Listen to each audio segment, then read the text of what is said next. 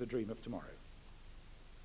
Vice-Chancellor, today, with great pleasure, I ask you to confer the Honorary Degree of Doctor of Arts on Anthony Minghella.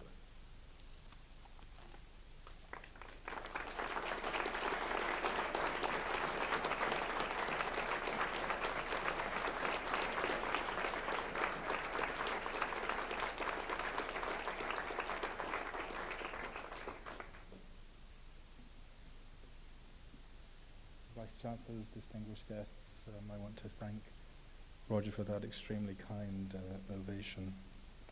citation. The Vice-Chancellor is very anxious that I don't give an Oscar-winning speech here and cry and thank everybody that I've ever met. I do have some things I wrote down last night after I read what Roger was going to read.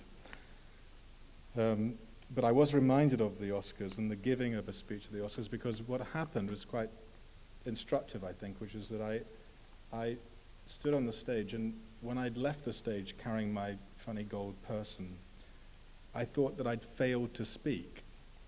And when I saw my wife Carolyn afterwards, I said, I didn't say anything. She said, no, you didn't. And then we watched on television me giving something like a speech, in which I mentioned, among other things, the Isle of Wight, which I'll never live down, thank God. And also I said the word uxoriousness, which I don't know what that was doing in the recesses of my mind, but there it was. And so I've had to stand by something I don't even remember making. But it was a very instructive moment, because, as Roger kindly said, it was an extremely successful night for us at the Oscars. And I think at that point only 2 movies in history had won more Oscars, but it was just indicative of what all this stuff means and how ephemeral it is, that you're taken backstage at the Shrine Auditorium, where there are about 500 photographers and reporters, literally 500 or 600 photographers. And you have to face a press panel, and the very first question was, are you disappointed that you didn't win 10 Oscars? So I thought that within a second we were already confronting failure. And I think that failure is something which I'm more equipped to talk about than success. I mean, one of this website of 25 things to know about me, my wife, the 27th thing was my wife was astonished that there were 25 things worth knowing about me. And I was reading this rather interesting almanac this morning of diary entries, and Stephen Spender, the poet, told a story of going through customs in America some years ago and being asked by this rather sort of fastidious customs officer whether he was related to Stephen Spender, the poet, and he said, I am Stephen Spender. And the guy said, oh my God, an almost celebrity. And I belong to that list, I think, of almost celebrities. And in some ways, I think it would be easier to listen to the rosary of one's failures. I mean, I always think that it would be a rather longer and more splendid list and would ring slightly more true than Roger's summary. Some British director recently described The English Patient, notwithstanding all those awards, as being like maple syrup enema. And I realized that the proximity there was with my father, and perhaps we could collaborate on flavors of enemas in the future.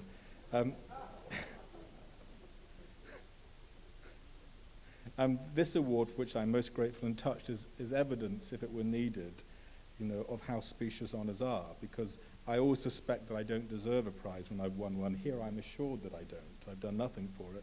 My sister just achieved her doctorate after years of labor on her thesis. I get mine just for showing up today. Roger originally had extracted from the internet my entirely unearned credit as an editor of EastEnders. I suppose I should, as the habit of a great producer friend of mine, simply have accepted that with good grace. Just as when I was recently complimented for being Ang Lee and having made The Ice Storm. Ang Lee, as you know, is a Chinese filmmaker. I can only presume that it originated from Ang Lee and Anthony sounding rather similar in a press line. So I accept all these accolades with good grace, I realize, because the brickbats have come earned or unearned. And as they say, success has many fathers, but failure is always an orphan. But looking at one's career backwards smooths it into a kind of plan and elegance which it lacks utterly when it's being lived. Most of the time I'm making the wrong decisions, I'm floundering, I'm failing. Last night I was floundering with a new screenplay, the failure of one of my company's films to be chosen for the Cannes Film Festival, just the normal rosary of failures. And it's good, I think, for people like me to be here, if only to remind all graduates today and all undergraduates that anything is possible, that perseverance furthers, that higher education exists sometimes to collect the strange, the misfit, the dysfunctional late developer that I most certainly was. I was so grateful that Hull's drama department existed because nobody else would have had me. So I'm here in a way to encourage all of you. It's also a chance to thank my parents for tolerating all my nonsense as a teenager, my wife for tolerating all my nonsense as an adult. And for that, I'm profoundly grateful. I'm also delighted to accept an award from the media school here because it was in Dorset that I wrote the screenplays of Ripley and of The English Patient. And I'm also at least a neighbour of this area. I was born on the island. I live most of my time now in Hampshire. And it was also distantly the place where, at an ice cream convention, which is a whole other story, in Bournemouth, I wrote my first song because I began actually as a composer of songs. And I use the word wrote and song with some generosity to what I achieved, but it was in the basement of a rather large hotel in Bournemouth.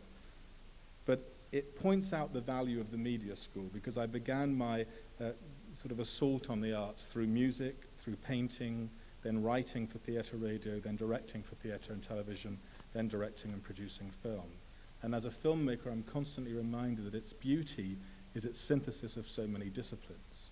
As a practicing filmmaker, I need to know something about history, about art, about music, about sound, technology, about the camera, about production design. I'm, I suppose, aiming to be a conductor of a multidisciplined orchestra.